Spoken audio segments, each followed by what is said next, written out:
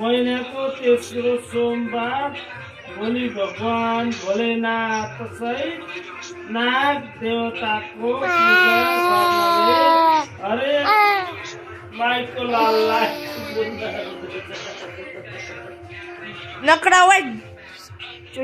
सपनामा सर्प देख्नुहुन्छ भने भोलि काम गर्दा नाग दोष हटेर जानेछ।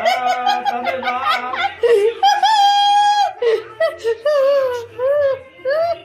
अचानक श्रीमतीसँग झगडा गर्नाले श्रीमतीको हानि हुने सम्भावना प्रकट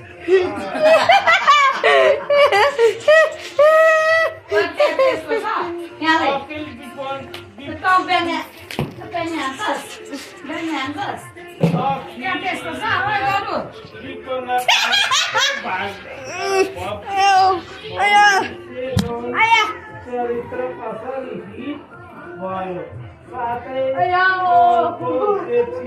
श्रीमती के भनिदिन्छ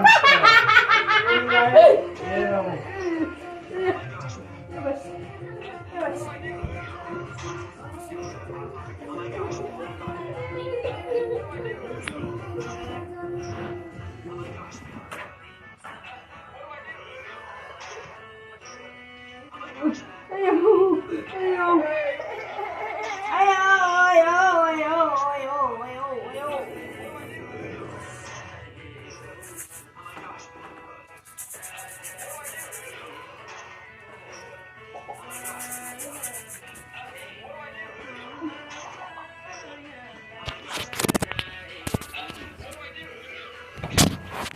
Oh.